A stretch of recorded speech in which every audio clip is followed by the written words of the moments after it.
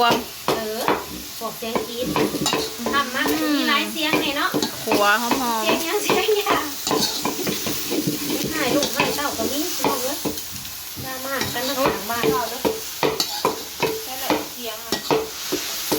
โอ้เห็นบอกว่าดีห่อส้มปลาตองป้าๆทั้งนี้ตำยังทั้งนี้สามใหญ่อีกแล้วยังวะตำปลาตองสมบ่สมปลาบ่สมปลาตองพี่น้อง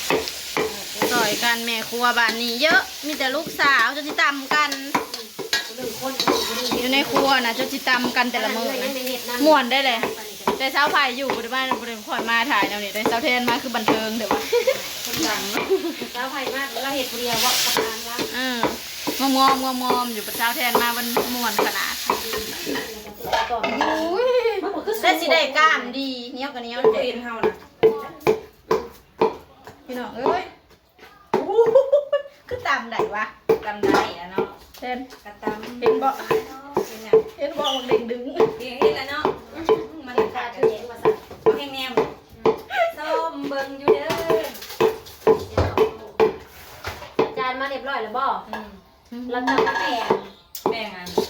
เรียบร้อยสมปลาตองพี่น้องเคยกินปะจ๊ะ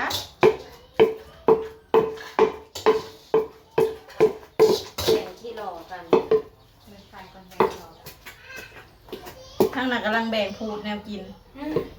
แบ่งกินหรอขัวแล้วกับแบ่งกันปันกันมากินพี่น้องเอ้ยเลิศตัวจังพ่อจังต่างกลุ่มเลิศยังเกาะตัวคอยเซ่นะเป็นยังเกาะจากข้าวพอไปอ่านไปอ่านเนี่ยเป็นบ้าแบ่งพูดแล้วพี่น้องเพราะว่าเขามีซ้ำเงินซ้ำบ้านแบ่งกันไล่อาหารกันยัง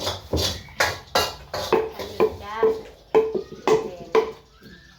เอาก็จะขอจิบบริโภคบ่ได้เนาะขี้ขาดบ่มีน้ำเสียบอยู่มีแต่คนจะไปอีกมื้อหนามีแต่เมื่ออุ่นข้าวแล้วก็กินอุ่นเตาแก๊สเอาถ่านกับเบิดข้างหน้ากระเทียมตำครัวเกลือเหนียวมากค่ะ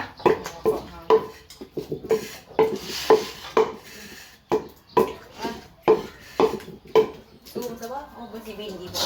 บ่ได้เห็นได้ในกล่องเลยบ่เห็นบ่พี่ลึกได้มันจิคือบ่ล่ะนี่เฮ็ดยังวางหันน่ะดิบ่ได้เห็นได้ในกล่องก็บ่ได้เห็นธรรมดาเฮ้ยเฮาเลยก็บ่นี่ในกล่องบ่ได้เบิ่ได้มีสังกัดเหลืองแต่ไหนเบิ่งในพี่น้องเนื้อปลาตองจ้ะส้มปลาไปห่อเอาไปห่อใบตองเลยเนาะผลมันเป็นมันก็แข็งๆบ่พี่น้องได้จักห่อนี่เฮาคือบ่ได้กินสมหน่อไม้พอห่อยังเยอะถ้าได้กินคงเอาไปให้พ่อใหญ่เบิดเฮาจะลืมเลยพวกหน่อไม้เฮาก็บ่ได้กินบ่ได้ชิมมุกหน่อไม้ในตู้ยังบ่เอามกเดียวก็พอทานกันแบ่งกันแล้วพี่น้องเอ้ยอะไรร้อยค่ะบ่แม่ยังเถิดเฮ็ดยังเขามีคือเห็ดปากแนวนั้นอันนั้นกินรอมันเผาแขวป้าแบ่งผูดเรียบร้อยได้บักหลายเลิศทำสีกินเบิ่งสิซิมนี่พี่น้องนั่นอุ้ยเสียงหยังกรอบมากทุกคนคือบอกเป็นแฟดเป็นเฟือดให้เอื้อยซะแต่คอมเมนต์ FC 3ผูดพี่น้อง3เพื่อนกินหยังกินอันนี้บ่สิบ่หัวจิหลอกคือไม่ชวนแม่เขากินก็หน่อยแซมเมอร์นี่เด้หัวจิหลอกนี่บ่ได้ป่นพี่น้องเอ้ยกินกับแจ่วหัวจิหลอกกับแจ่วมาจากกินข้าวแรงนำกันเด้อแม่ก็เลยพ่อใหญ่ทอนกินปีนปลาบ่ได้อุ่นแม่จะอาบแล้วนะว่านี่แม่จิป่นไข่แซ่บชิมเบิ่งแม่อยากอาบน้ำพร้อมกันจะอาบได้ไหมยังก็เลยอาบพร้อมกันเด็กๆบ่อยากเขาพี่น้องกินกับพ่อทอนอาบพ่อเลยบ่อาบน้ำกันเจ้าพอเอ๊กันน่ะไปอาบกับน้องเอาน้องไปอาบนะไปบ่อาบไผอาบมันเสียบพี่น้องหัวที่หล่อ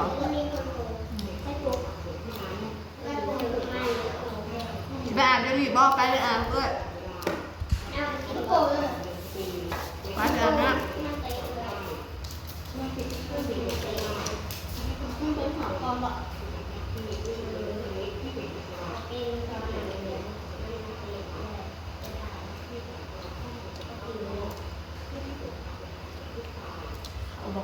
ค่ะ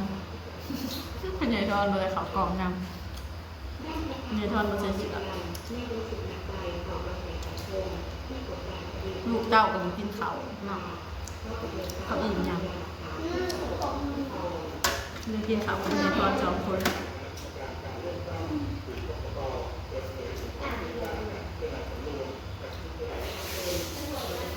ไม่แต่ตัวผูจิโร่ในชวน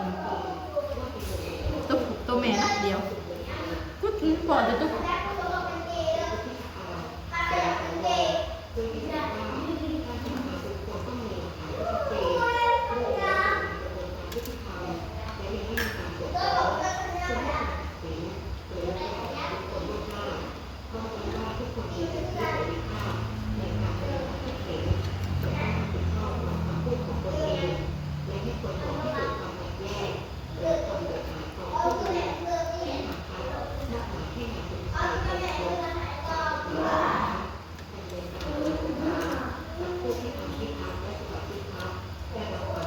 ปลาเป็นที่ตัวจำนี้เนาะเขาลอกนะที่ตัวจำนี้วะมันนะ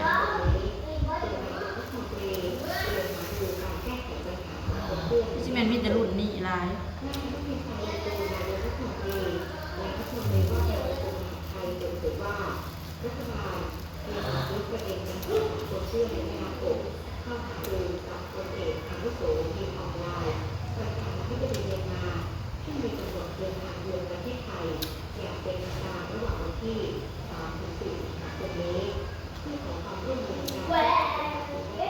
ในทอดในหนังที่เราออกมาได้ ก็เลยเอาให้เพิ่นแต่ให้เพิ่นกินแต่โตขอกินนั่นโตมันลูกกินหัวเราจำไม่ได้ เขาแถวมันเจ็บ แถวบดีแถวมากเลยอันนี้กระหยักเนาะเอ้ย